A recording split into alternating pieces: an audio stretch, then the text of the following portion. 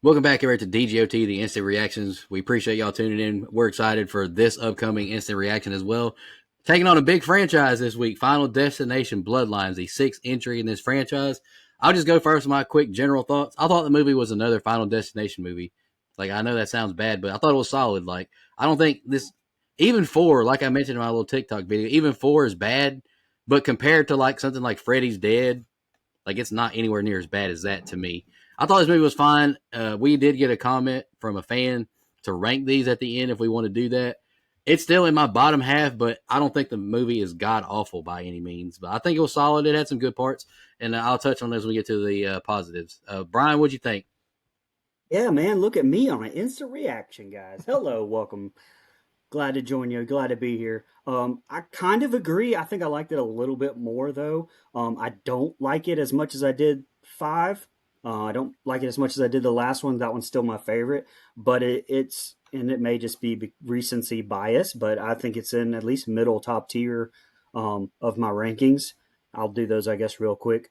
I thought it was fun. It had a lot of problems. Again, it wasn't my favorite because it did have a lot of problems, which I'm sure we'll get into. But it was fun. It was just fun. That's the best word I could use to describe it.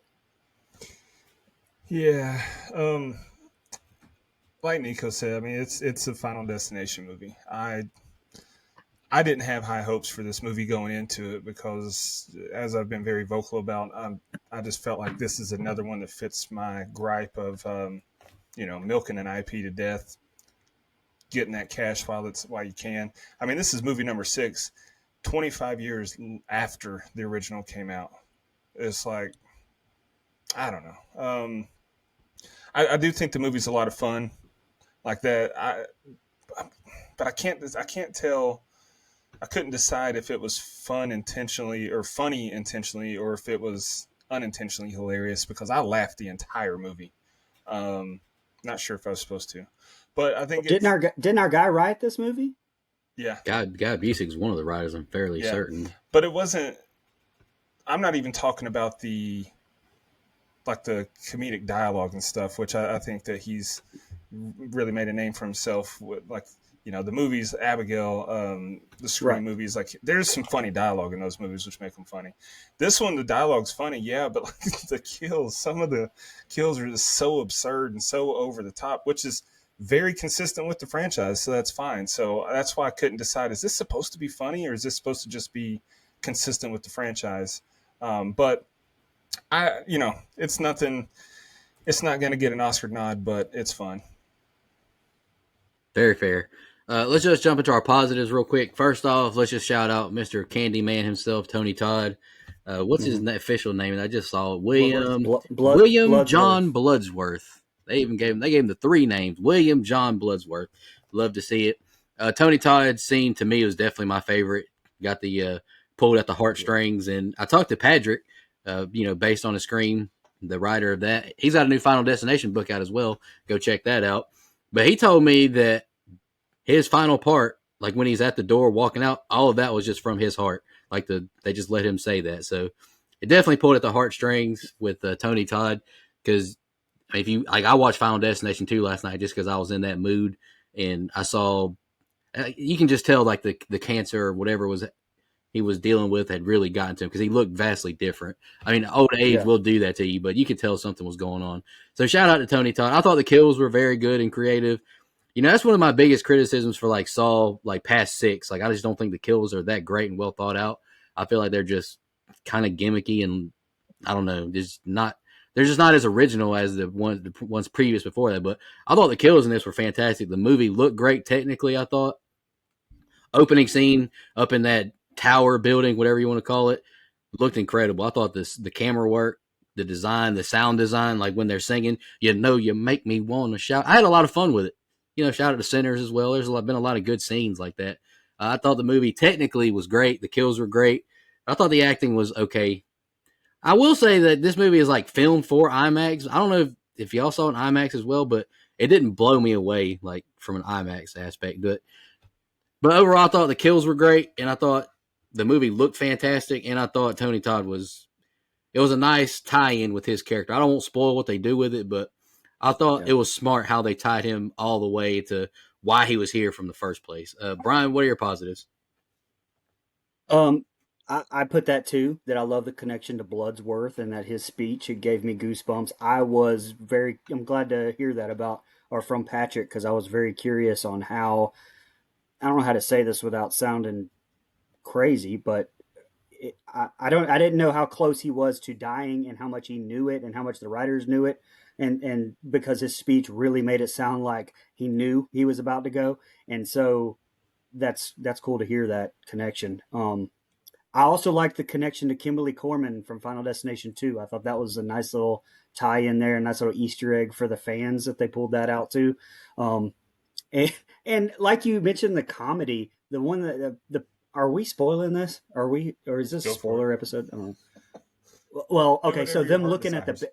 the joke that where they were looking at the babies, that cracked That was me up. funny. That made me laugh. That was That funny. that was funny. That was good writing from Busick. And you mentioned the kills, but the honestly the biggest standout one to me was that MRI wheelchair kill. That was unbelievable. I guess that's spoiling it without spoiling it, but Well, a lot of fun. we learned more about him than I ever wanted to know.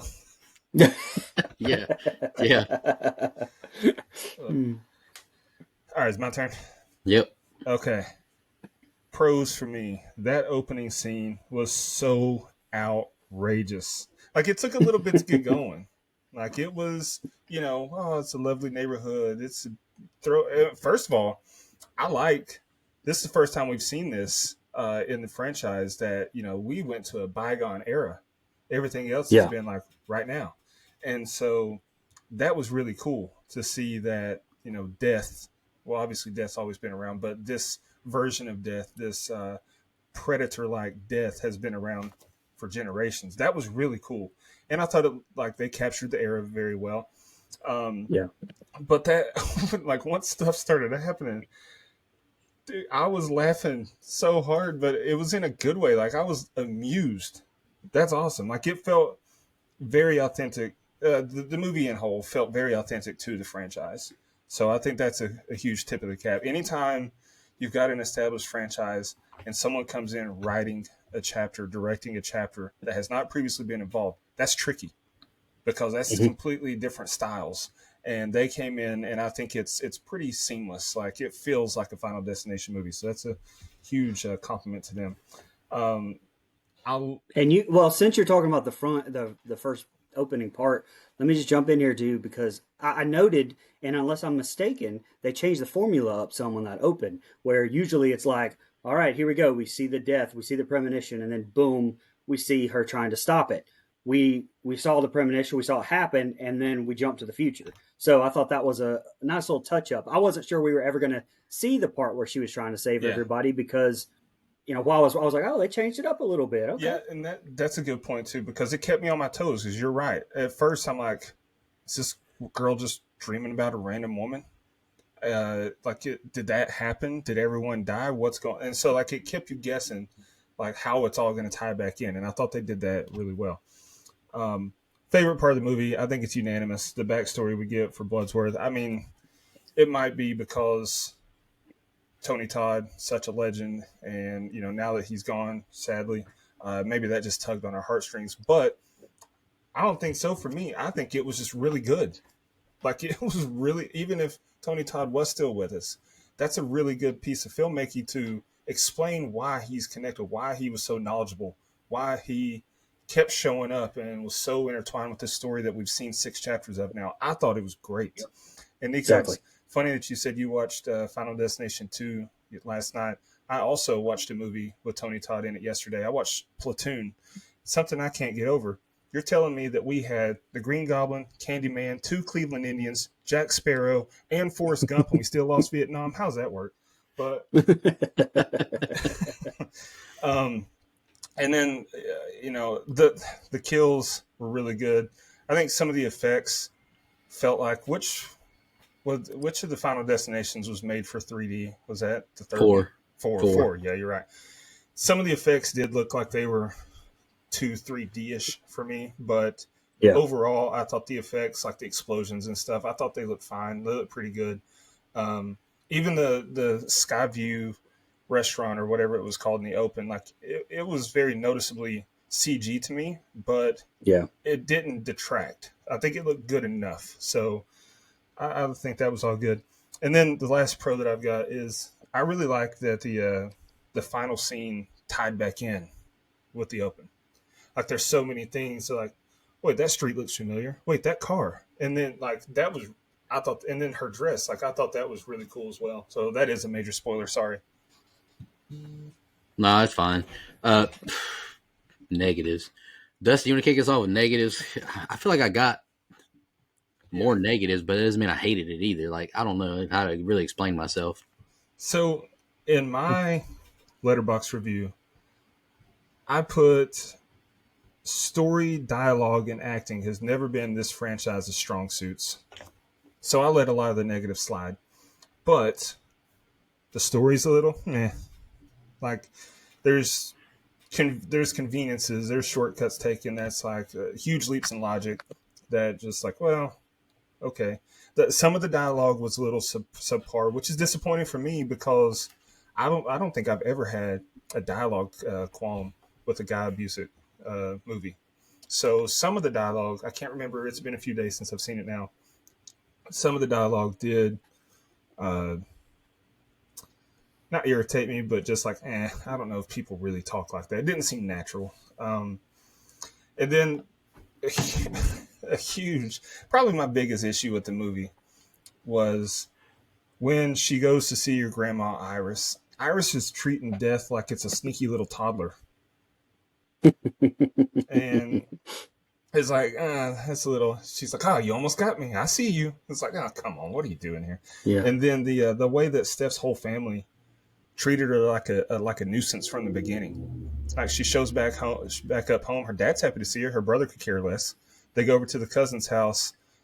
The guy cousins were like, hey, didn't expect to see you. And the girl cousin, who they're supposed to be, they were supposed to be really close.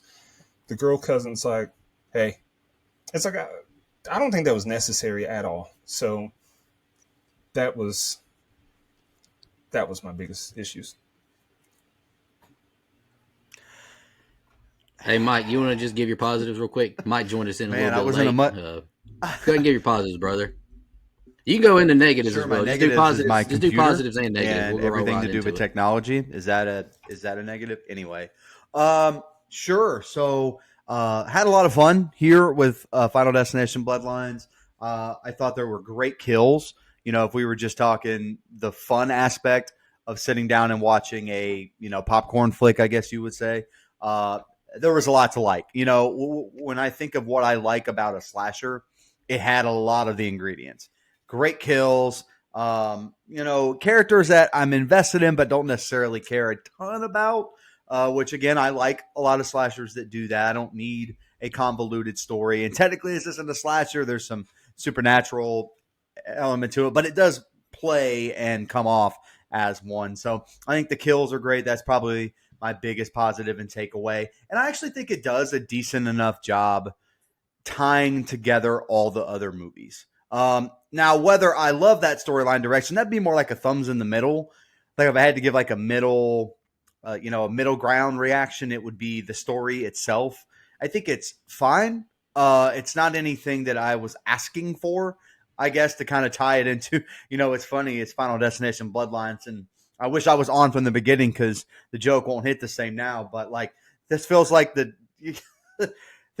damn Roman Reigns Final Destination. Like everything's got to tie back to the bloodline. Like I don't know about that direction there. One of those bloodline stories was cinema. This one's a little murky and a little funky. It's not bad. It's not great. It's in the middle. And then my negatives would be, it's for as short of a runtime as it has, it feels long.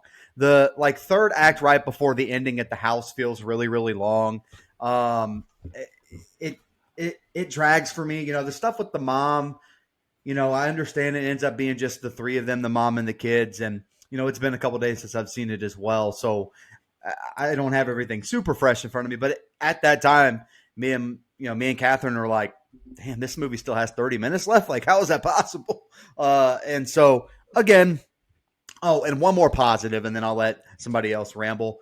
great opening sequence. I actually think this is one of the better opening premonitions of the franchise. Maybe the second best, question mark. I think it's really good. I think it's fun. Not anything that I like. I wouldn't say it's my favorite movie of the year, but I haven't seen a ton this year. So I guess that remains to be seen. But I do really like it. And I thought it was, anytime we get these sequels, I always ask the question, does this warrant itself existing?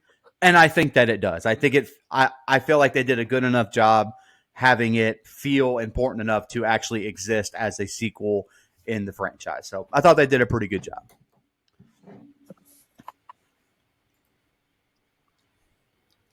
Brian, you want to go? Do you want to go next to your negatives? Go ahead, Dustin. I'm sorry. Well, I just thought of another pro that I forgot. We've all been pretty vocal about trailers spoiling movies, giving away too much in a trailer. The way that they teased us in the trailer, but those kills actually happen completely differently. Genius. Brilliant. Yep. Because the trailers are like, oh, there's some creative stuff. Someone's going to swallow a piece of ice. This dude's nose ring got caught in the ceiling fan. That's not how, spoiler again, that's not how they die. Yep. That's awesome. More of that. Go ahead, Brian. I don't have a lot of cons. Like I said, it's not like a 10 movie or anything, but I just don't have a lot of cons. But I do completely agree with Dustin. You mentioned it took a bit to get going. Mike, you mentioned it was too long. I wrote that it drug on a little bit, and I thought it was about 15 minutes too long. So I'm right there on the same aspect there with you guys. I want to say I really appreciate Guy Busick for what he was doing, him tying everything back. But one of my qualms was that I felt like it tried a little bit too hard, and I don't know if that makes sense. But as from a storytelling standpoint, I almost was like, you didn't have to do all that. Like, this is a Final Destination movie. Like, you're doing a little bit too much. I felt like that a little bit too many, or a few times. And one of the parts that stood out to me is like, oh my God, when Steph was trying to explain everything to her family, who just had a death in her family, cut that whole thing. I hated that whole entire sequence. I was like, this is terrible timing. We'll get into it because we'll review it. Brian, to piggyback off what you said, I feel like they definitely could have cut that out because it also plays on the trope of nobody believes the main character. Like, I feel like this would have been a really good movie to just be like, you know what? We believe you, Steph. You're absolutely right. All of this is starting to make a lot of sense. You're making a lot of sense. That would have, except not right after Dad dies. Maybe wait until the next death to have this big scene from It's Always Sunny where we have all the strings tying together and stuff. Maybe wait on that.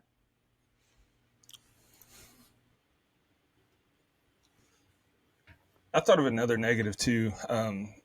When, again, spoiler, so if you haven't picked it up by now, turn it off if you haven't seen it. But when the RV flips and Steph's like drowning, right? I feel like her brother was just like way too laxed. He took time. He took a second to like, oh, okay, I'm okay. And then let me check on Mom. And then Mom's like, no, you go. Get her. I was like, dude, she's drowning. I don't know how long y'all can hold your breath, but she was underwater a long time. But then the funniest part about that, though, then he stabbed his own self, fucking idiot. The mom was like, you go. I'll live as long as I... And then she died. Like the tree or power pole, whatever was, fell on her. That made me laugh. Because he's like, you go. I'll live. No. Another positive. This movie's fucking hilarious. So, there you go. Sorry, Nico. All right. I'll go real... I laughed from start to finish. No, you're good. Mike, I'm calling you out, but it's not in a bad way. This movie doesn't have a short runtime, brother. The rest of the franchise is like an hour and 30. This joint is an hour and 50. So, yeah, I agree. Definitely 15. I guess I'm Jon Snow in this. I thought the runtime was fine. Like, I was in there. I felt like it went by quickly. I didn't mind the runtime at all on this one. Maybe it's because I was enjoying it. Like, I wasn't bored with it. That's for sure. Well, my qualms were, I said in the little video I posted, but it's like everything, like dialogue, family wise, between the kills just drug on to me like every time. And I think the issue is like Stephanie's character just had no aura to me. Like she Like she's very, very forgettable. Like she does nothing for me as a Final Destination premonition person. She has no aura. Does she get the Dakota Johnson Award for this one from you? She's not a bad actress, but she just had nothing. She's no Mary Elizabeth Winstead, you know. She's no Allie Larder. I can't even remember what the girl from Part Two's name is, but like she had some charisma to her. Like Stephanie had nothing, and her family annoyed the shit out of me too. Like the gothic Robert Pattinson was kind of cool. Eric, he was funny. He was funny, and what was his name? Bobby. Bobby was cool too. Yeah, Dad was like the cool. dudes were cool. Like one of them should have been the main character. Honestly, the two brothers. The uncle was cool as hell. Was funny. Like they were great. Yeah, and they were completely opposite people too, which is what made it cool. I said the uncle was also cool as fuck. What's that? Yeah. Yeah, the great uncle, kill for him. Cool. Spoiler. I don't know if we want to spoil that, but oof. So another thing that was awesome. Another thing that just this is gonna sound terrible, but Steph is supposed to be in college, right? She looked older than a college student to me. And I looked it up. She's 28. Like I thought. Oh, wow. And I think she looks every bit of 28 to 30. So that sounds horrible. But to me, like I didn't buy her as a college kid. Yeah, like Iris in the 60s looked younger to her than her. Exactly right. I thought, I'll give her credit. Iris in the 60s, Brett Bassinger, I thought she was good. Like, I really love that opening. I thought she was fine.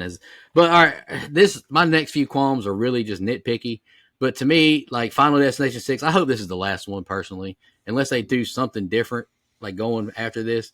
I feel like I've just had my fill of the death entity. Like, it's just, I don't know, I'm just kind of over the ridiculousness. And to me, the ending where the brother and sister get killed by the logs, like, oh, brother, this guy stinks. Like, I didn't need that. And there's no way a damn train is going to run off the tracks because a penny held up the track. Like, I was like, all right, I'm done with this penny shit. So, devil's advocate, though. Yeah. I don't mind the way that they died because, number one, log truck, like, it ties back in with the most iconic kill in the whole franchise. But also, I know. They all died. I really liked that. No, I really like that. Another sequel. So. Yeah, but somebody else who saw that could be brought into it, or didn't the penny didn't somebody pick the penny up at the end? I don't remember what happened. The old woman picked that penny up at the hospital there, and that's how she got it. Yeah. But I know she dropped it at that lemonade stand or whatever, and it kept rolling. I mean, somebody could just walk on that train track and find it or something. But I don't think that means they're in it because the old lady that picked the penny up, she didn't die. Yeah, but she caused everything. I hate to tell you, everything cool that happened, she this movie's making some good money, so I don't think you're going to get your wish, Nico. I don't. Yeah. No, I get that, but I don't. It's just the stuff is just. But it's like both ladies driving the RV. It's like Mama's driving out of the hospital, and like she's like almost drives into traffic because she forgot how to drive because death is on the way. It's like, are you stupid? And then Stephanie does the same shit too in traffic. It's like, did y'all just lose the ability to like think properly because you're driving? And I agree with you, Dustin, about what Iris present day trapping herself in the house. How many Final Destination movies have we seen where people get killed in their house regardless of how aware they are of everything? I would have been super pissed if that had worked. Like if Steph's mom, I can't remember her name, but if she had made it inside and like that's the end. That, oh my God, because nothing about that house should have been enchanted. That's one of the things that I said the story's a little meh. Like, yeah, it pissed me off that Iris lived that long because, like you said, we've seen it before. Death's gonna find a way. I got another qualm too. This movie gave me big Halloween 2018 vibes. Somebody encounters something bad, they isolate themselves in the woods in a house to protect themselves from evil. This felt very Laurie Strode 2018, and I was just like, we've seen this already. It's like, it's okay. Yeah. Any more thoughts, guys? I've got a favorite kill. All right, what's your favorite kill? Yeah, let's do that. And we got some social media comments if y'all want to pull those up as well. I'll bring up the gram. So the MRI kill was great, but to me, dude, that soccer ball kill, I don't know that I've laughed that hard in a long time. Because that kid's just kicking a soccer ball in the driveway and just bam, nails her and she falls into a trash can. Like, that's funny. And that was funny. But then the effects, like of once she gets smashed by the trash compactor, that was awesome. It was funny because they predicted it. Like they just Yeah. called it. And it happened. Well, and it was cool to see like she's not having full blown premonitions, but she does, have an idea. She read the book, so she can see things play out. She did predict that. It was the wrong target, and so that kill got me. What is my favorite kill? I'll tell you what was funny is at the beginning when she's trying to save her fiance and then like the glass breaks and then he just doinks his head. I don't know why, but that shit made me laugh. And the girl who fell down into the glass and then the piano crushed her. I thought that was hilarious as well too. But just overall favorite kill, I got to go with MRI kill. We did find out too much about that guy's you're not piercings. kidding. I'll just leave Man it. had every scrotal piercing in the world. Good Lord. Brian, you got a favorite kill you want to share? Yeah, maybe think of Yeah, buddy. Albert from Prince WWF. Albert, that is. Prince Albert, if you get my drift. Oh boy, Brian, you got a favorite kill? Yeah, I said it. It was the MRI kill, man. That's my favorite one. And I didn't love the premonition part where she could see that. I felt like that kind of just happened too quickly. I felt like she learned too quickly. I felt like that was maybe something that I would expect from somebody who like made it in a different movie, like Ali Lauder was in Final Destination 2 because she lived through 1 and kind of saw what was going on. That to me, I didn't love that part. That's just my yeah, if you can hear me, I think Fair. I'm Mike, on a you got a really bad favorite kill? delay, so I apologize. But it would be Uncle in the Lawnmower, man. I fucking love that kill. Let's jump into our social media comments and questions. I'll do the Graham. Patrick, speaking to him, all he put was, I have a lot of thoughts, and he put several laughing emojis. The man's a plug when it comes to Final Destination and Scream. He knows a lot of behind the scenes. Shout out Patrick. Go check his book out. And the last thing we got on the Gram is from TZ Saurus Rex. As a Final Destination fan, I was excited for this latest film. My expectation was if it's bad, it'll still be good because you know what to expect from these movies, and at least the kills will be wild. Very fair. Dustin mentioned that as well. If it's good, then that's the icing on the cake. I'm pleased to say I was not disappointed at all. 3 is my favorite, but this one is a very close second. I was thoroughly entertained the entire time. Loved the opening and the little twist throughout. They did a very good job with this one. I won't argue with that. I will not argue with that, especially if you're a big fan of it. To me, it just, I don't know. I don't know. I don't want to sound negative to anybody who liked it, but I've just had my fill of Final Destination. Like, I feel like they wrapped it up. Let's just call it good. That's just me, though. Dustin, you got the old Twitter's X's pulled up? I do. Mookie Boomer _ T1 said, "How would y'all rank the franchise?" I'm gonna trying to see it sometime this week. So without 6, the franchise for me would be 2, 1, 5, 3, 4, with the premonitions in that same order. For me, I would go 2, 1, 6, 5, 3, 4. Is that what he said? Yeah. So I guess we're the same way. Just slide number 6 into number 3, and I agree with Mookie there. Brian, you want to rank yours or you want me to go first? I can rank them real quick. Go ahead. All right. I'm going to go 3, 2, 1. And I feel like I'm going to go 6, 5, 4. I don't hate 5, but I already knew the twist going into it, so it kind of killed my viewing experience. I didn't get that, oh, shit, that's a prequel. So I kind of lost that. But I think all of them, except 4, are, 6s and higher, 5.5s higher. So I don't hate 5 by any means, but I just knew the biggest part of it, and it was spoiled, so. Okay. Yeah, I actually don't dislike any of them except 4. So Same. me putting them in Same. this order doesn't mean anything. But I go 5, 2, 3, 6, 1, 4. Yeah, the lowest I've got number 3 as a 5 out of 10. So everything that I listed before then is a 5 or higher. The fourth one I have a 2.25 out of 10. So not a fan. No, you're not.